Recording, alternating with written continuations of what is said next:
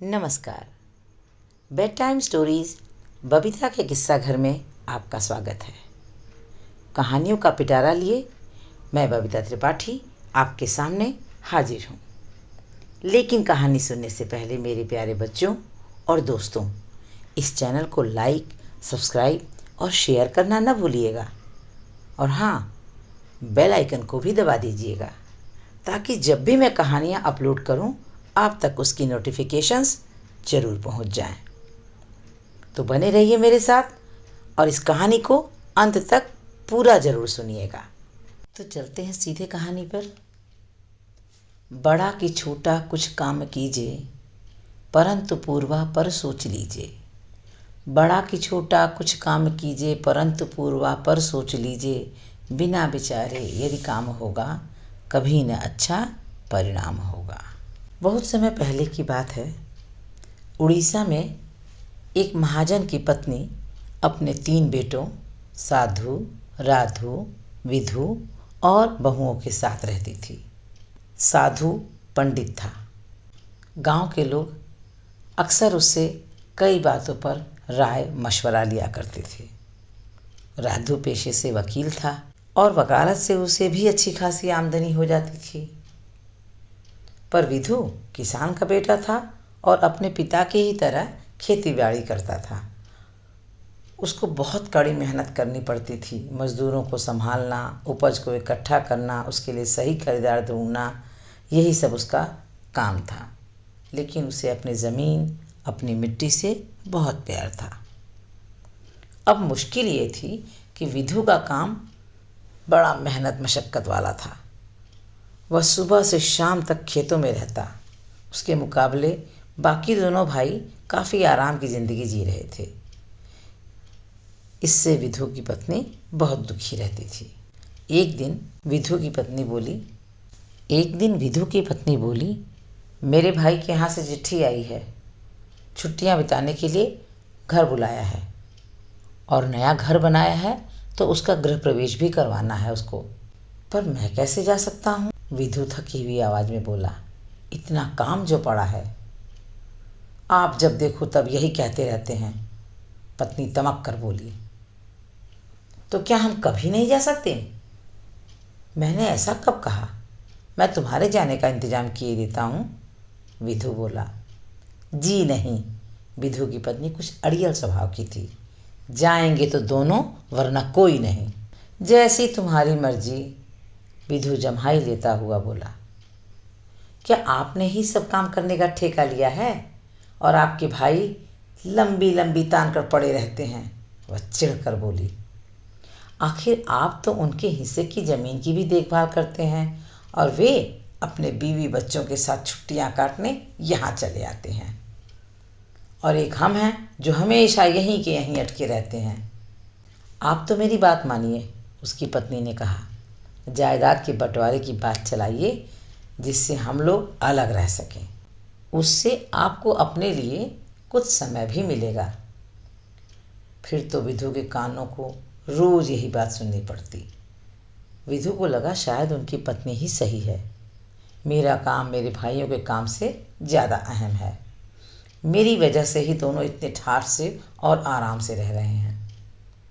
एक रोज़ जब सब नाश्ता कर रहे थे, विधु ने माँ और भाइयों से कहा कि उसे जायदाद में से उसका हिस्सा चाहिए। क्या कह रहे हो विधु? माँ को सुनकर धक्का लगा। तुम्हारे पिता चाहते थे कि तुम सब मिलजुल कर एक होकर रहो। ये एकाएक क्या हो गया तुम्हें? अगर विधु यही चाहता है तो यही सही। बड़ा बेटा साधु शांत स्वर में बोला। ठीक है, माँ ने हामी भर दी। लेकिन मेरी एक बात गांठ बांध लो विधु, कोई भी काम छोटा बड़ा नहीं होता बेटा। मैं मानती हूँ कि खेती बाड़ी बहुत महत्वपूर्ण है और मेहनत का काम है, पर बाकी काम उतने ही महत्वपूर्ण और गौरवपूर्ण हैं। इस बात का एहसास तुम्हें जितना जल्दी हो जाए अच्छा है। जमीन जायदाद के सभी कागज जिनके आधार पर बंटवारा होना था तैयार किए गए। विधु बहुत बढ़ चढ़कर सब चीज़ सीख समझ रहा था, जबकि उसके भाई चुपचाप ये तमाशा देख रहे थे। एक दिन उनकी माँ बोली, मेरे बच्चों, किसी भी जरूरी काम को करने से पहले पुरी जाकर भगवान जगन्नाथ के दर्शन करना हमारे परिवार की परंपरा रही है। कल हम सब लोग वहाँ चलेंगे और फिर लौटकर बंटवारे का काम पूरा करेंगे। बेटों ने बात मान ली। अगले दिन पत्नी और माँ के साथ यात्रा पर निकल पड़े। मंदिर में दर्शन के बाद वे लौट रहे थे तो माँ ने कहा, बच्चों, मैं बहुत थक गई हूँ और भूख भी लगी है। आगे चलने से पहले यहाँ बैठकर कुछ खा लेते हैं और आराम भी कर लेते हैं। गांव के बाहर ही एक पुराना मंदिर था और पास में ही खाने की दुकानें भी थी। इसके बाद तीनों भाई रुपयों की थैली ढूंढने लगे तो थैली नदारद। ओह, साधु बोला, मुझे याद आ रहा है कि शायद मैंने उसे माँ को सौंपा था।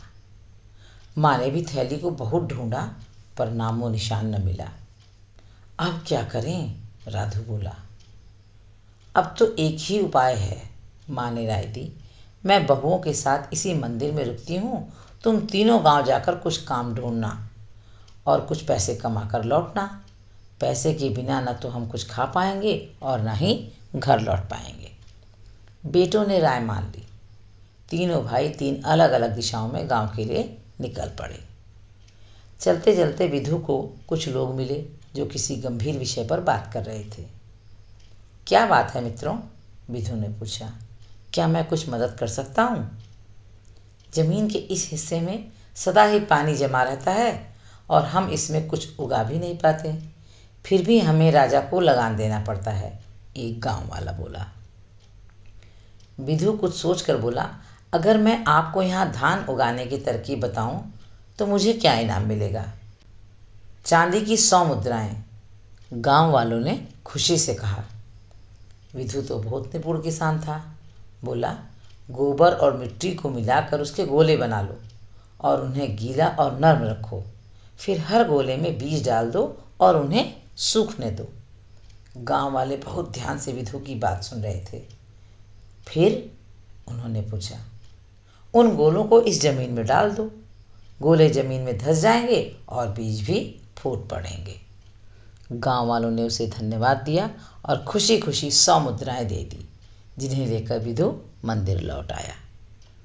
इधर चलते चलते राधु ने भी पेड़ के नीचे बैठे एक व्यक्ति को देखा जो बहुत दुखी लग रहा था।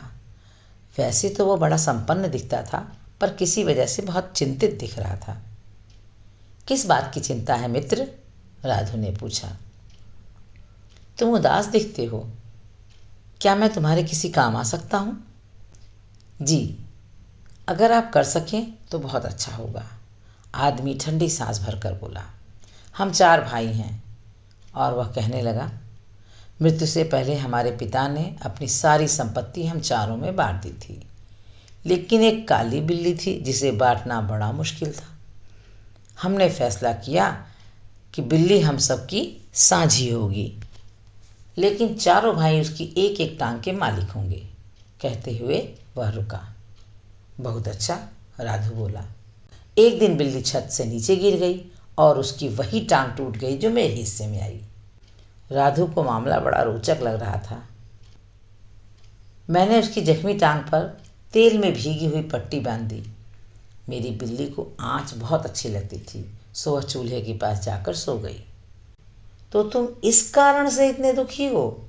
राधु इस अनोखी कथा का अंत जानने के लिए उत्सुक हो गया। यहीं से तो मेरे दुख की कहानी शुरू होती है मित्र। एक चिंगारी उस तेल सने कपड़े पर पड़ी और उसने आग पकड़ ली। और वह रुक गया, राधु की ओर देखने लगा। फिर क्या हुआ? वहाँ से आग आसपास के घरों में फैल गई और सब जलकर राख हो गया। पड़ोसियों ने सारा दोष मेरे से मढ़ दिया। मामला पंचायत में चला गया।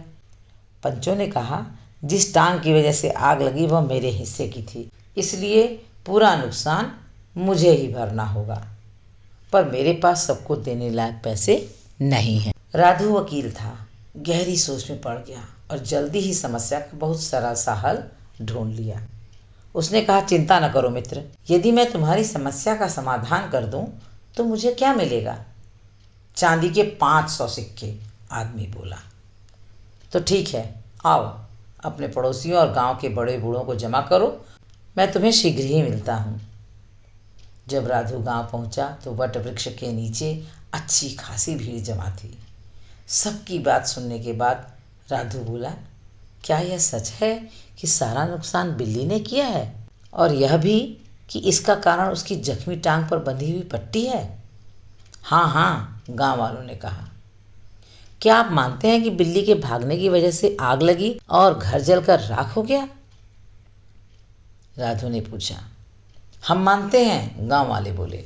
बिल्ली अपनी जख्मी टांग पर तो भाग नहीं सकती, उसकी 3 टांगें तो ठीक थीं, उन्हीं की वजह से वह भाग सकी।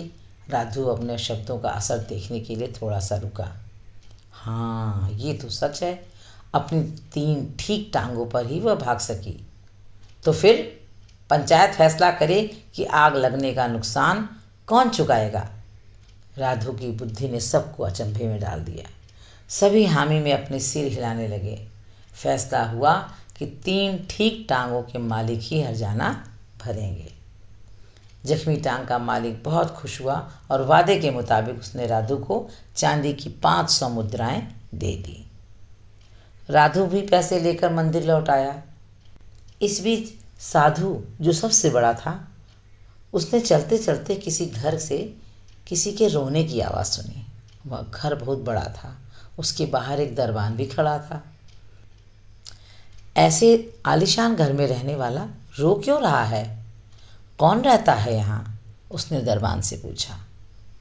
श्रीमान, यहाँ राजा के मंत्री महोदय रहते हैं, दरबान बोला। क्या आप मुझे उनके पास ले चलेंगे? दरबान मंत्री से आज्ञा लेकर साधु को घर के भीतर ले आया। स्वयं मंत्री महोदय अश्रुपूर्ण हो रहे थे। क्या बात है मंत्रीवर? साधु ने पूछा। यदि आप मुझे अपना कष्ट बताएं तो शायद मैं कुछ सहायता कर सकूं। राजा लोग भी अजीब सनकी होते हैं।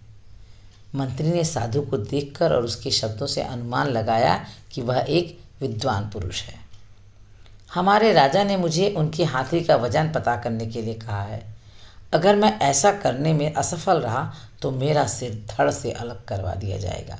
इतना कहकर मंत्री फिर जोर जोर से रोने लगा। कुछ देर सोचने के बाद साधु बोला, चिंता न करें पूज्यवर, यदि हाथी का वजन पता लगाने में मैं आपकी सहायता करूं तो मेरा पुरस्कार क्या होगा? मंत्री तो मंत्री था, उसने भी अपने रुतबे को ध्यान में रखकर जवाब दिया, 1000 स्वर्ण मुद्राएं। वह बड़े शान से बोला। साधु ने मंत्री से कहा उसे हाथी के पास ले जाएं।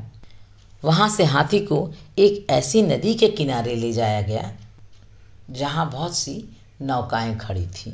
कृपया महावत से कहिए कि हाथी को नाव में खड़ा करें, साधु ने कहा। ऐसा करते ही नौका पानी में धंसने लगी और फिर धीरे धीरे नौका का धंसना रुक गया। कृपया महावत से कहिए कि हाथी को नाव में खड़ा करें, साधु ने कहा। ऐसा करते ही नौका पानी में धंसने लगी और फिर धीरे धीरे धंसना रुक गया। जहाँ तक नौका धंसी है कृपया वहाँ निशान लगाइए, उसने वहाँ खड़े अफसरों से कहा जो उसे बड़ी हैरानी से देख रहे थे। अब हाथी को बाहर निकालकर उसे बड़े बड़े पत्थरों से भर दीजिए और तब तक भरते रहिए जब तक नाव पुराने लगे हुए निशान तक धंस न जाए, साधु बोला। इतना काम पूरा होते ही वह बोला, अब इन पत्थरों को तौलिए, इनका वजन हाथी के वजन के बराबर होगा। मंत्री महोदय इस कदर खुश हुए कि 1000 स्वर्ण मुद्राओं के साथ साथ उन्होंने साधु को कुछ और भी वस्तुएं भेंट की। साधु उन्हें लेकर मंदिर लौटा जहाँ सब लोग उसका इंतजार कर रहे थे। उन्होंने छक्कर भोजन किया और चलने की तैयारी करने लगे। तभी माँ ने पैसों की वह खोई हुई थैली निकालकर अपने बेटों और बहुओं को दिखाई।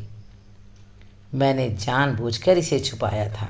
मैं तुम्हें सिर्फ यह दिखाना चाहती थी कि हर काम अच्छा है और हर काम का अपना अपना महत्व है। विधु, मुझे आशा है कि तुम समझ गए होगे कि तुम्हारे भाई भी बहुत कमाते हैं जो सारे परिवार के भरण पोषण के काम आते हैं। विधु और उसकी पत्नी को बहुत ग्लानि हुई। उन्होंने अपने परिवार को बांटने की बात सोची। फिर सब घर लौट आए और एकजुट होकर रहने लगे। माँ को अपनी सूझबूझ पर संतोष था कि उसका परिवार, जो कि छोटी सी दरार से बिखरने वाला था अब एक होकर रहेगा। इस कहानी से ये सीख मिलती है कि कोई भी काम छोटा या बड़ा नहीं होता, हर काम का अपना महत्व होता है। तो बच्चों, कहानी कैसी लगी ये मुझे कमेंट बॉक्स में लिखकर ज़रूर बताइएगा। धन्यवाद।